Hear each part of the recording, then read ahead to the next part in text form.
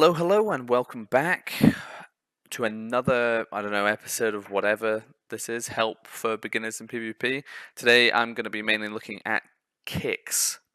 Now this is something I ran some RBGs with some lower EXP people and was kind of just looking around, looking at stats and everything like that, and was specifically looking at kicks. I think I might even randomly have one up here.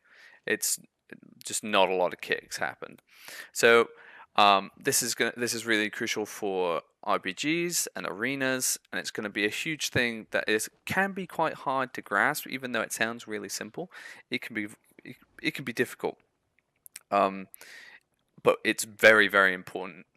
If anyone played in Warlords season like 1 or something like that, when kick botters were everywhere, and they did anyone like and people were locked out for like an epic amount of time, it can be crippling for a team if kicks are on point. So, to get into it, I'm going to start off with Arena and be looking at sort of what you want to be kicking and when. What's good to kick? When should I be kicking? When you're looking at healers, you of course want to be kicking their heals. For Disc Priest specifically, it wants to be Shadow. You want to kick their Shadow Mens. And then you only really want to kick the Clarity of Wills if you're trying to kill them and that's all they're casting, and they're already locked out on Shadow, and then you can kick that. That's what you want to do. And then everything else is just a basic heal thing.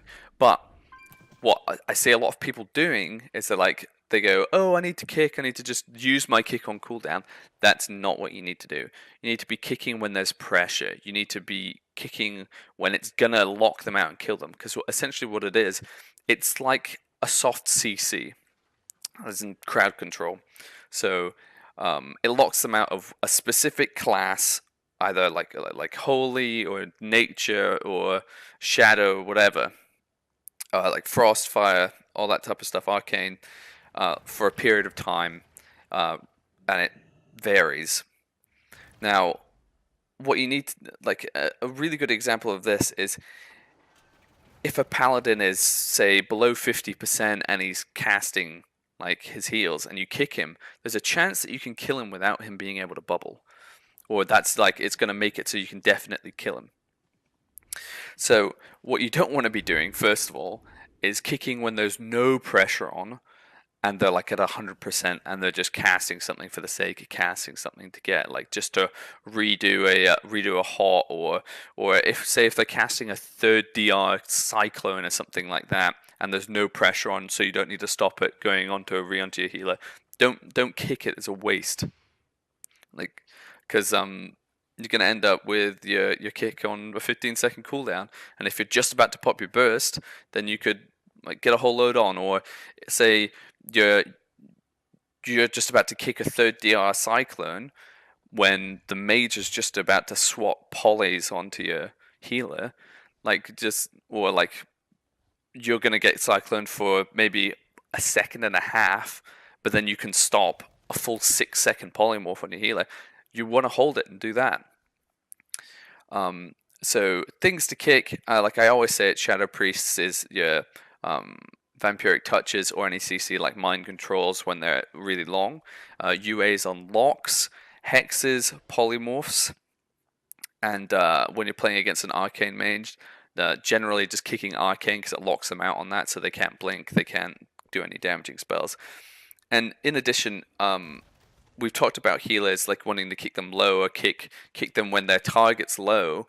When kicking a DPS, you want to be kicking them during their burst or kicking them during their priority damaging abilities. So like a balanced druid, you don't necessarily want to be kicking them during like a random solar wrath. You want to kick them during their full moons if you're in trouble, or like trying to get into a line of sight, or like kick the full moon so you can like get ready to pop a defense for the full moon and just delay that full moon.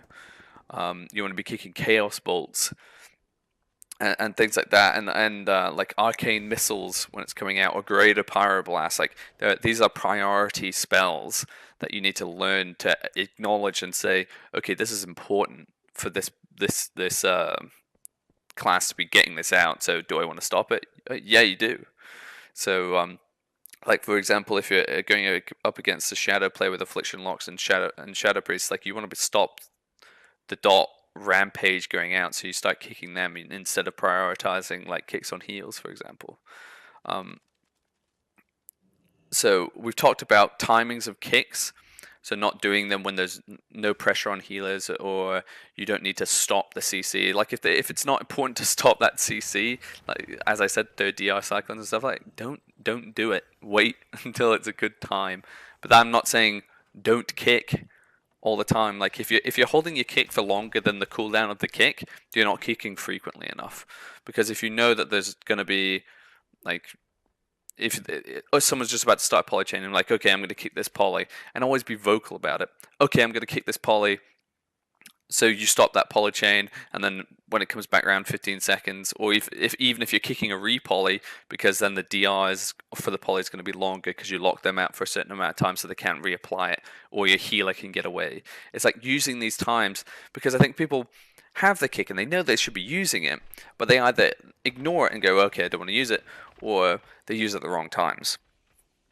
Now, for healers, now that we've talked about like what we should be kicking, when we should be kicking, healers, juking is a big thing. And when I say juking, I mean starting and stopping cancelling stuff. And this is the same for a lot of ranged DPS or people who are trying to have castable CC. So this can either be done with a stop cast macro or by moving while casting.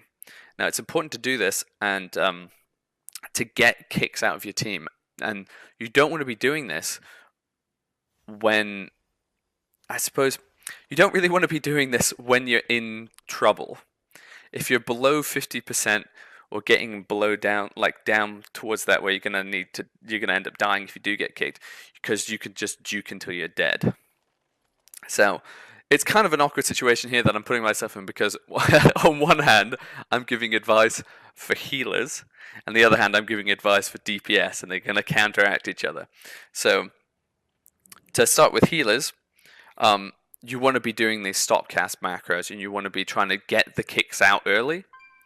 So you start casting a cyclone, and then you quickly cancel it to try and like bait out a spell reflect or a kick on you, and then you keep track of the kicks, so you know, okay, I can free cast for 15 seconds. This is great, and you tell your team, oh yeah, we got 15 seconds, we can get our CC out. Excellent. On the other hand, if you have say for example, like I'll take me. I've run a Stormbolt and I've got a kick. If I'm going up against an HPAL, I'm gonna only kick if my Stormbolt's down and he's below like 50%, because you can have people who will juke until they die, so they'll continuously try and get your kick and they won't cast until they have your kick, or you just let them juke a couple times, because then essentially they cancel their cast 3 or 4 times when they could have just like full casted it, they could have casted it, got kicked, and then waited, and then it would have been fine to do. So you just hold it and then kick when they need to cast. Like, you know they need to cast, like this needs to happen now, and you know it's going to happen, you kick them.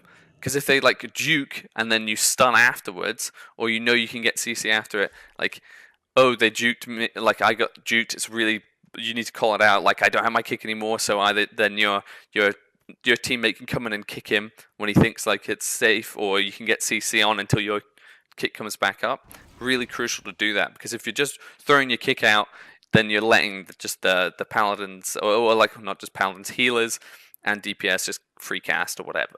They just free cast and they just know they don't need to worry about it. In terms with that as well, now that we've talked about what we should be kicking, when we should be kicking, how we should be juking, how we should deal with juking, we look about communication, which is really crucial with kicks. Like, you'll see me on stream sometimes, I'll do it badly with new teams that I've played with, because I've gotten in such a habit with playing other teams that like I have an inherent understanding with certain partners that I play like DPS with, that they kick first and then I kick second.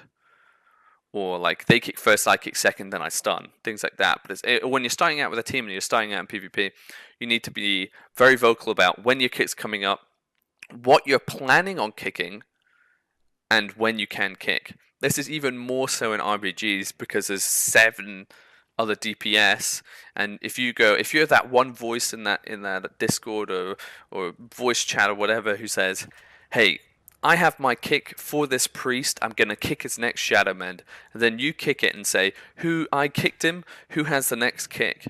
You can really drive a really good point through that group of setting an example for getting these kicks done, and that can drop somebody down, and that could be the difference in between 1 to 200 rating in your RBG score by just getting used to doing these kicks things. It makes a massive difference because we're talking about 4 seconds of soft CC that a healer's going to have to sit, and also that added sort of communication behind it. So that's very important for not only RBGs but also an arena standpoint. Now, I'm aware that I probably blabbed on a fair bit in this. I hope it was fairly like understandable and useful. Again, I'm going to be streaming. I also have a thread on Reddit that probably a few of you have asked me questions on before, but keep asking questions there. I'm going to answer them. I answer them as, like, within a couple of hours, as long as I'm not asleep. I have my Discord as well that is linked in at the bottom of this video that you should be able to join, and feel free to contact me at any point with any issues you have, and I can answer them very specifically. I hope this was useful, and I'll see you guys next time. Hello there, and thanks for watching my video. Make sure to subscribe if you like what you see, and like if you liked it, dislike if you don't. Please comment to let me know what you want to see in the future, and make sure to come tune in and watch me on Twitch. I'm live from 12 a.m. or 12 midnight GMT for normally about 6 hours, playing a whole bunch of games. Hopefully I'll see you there.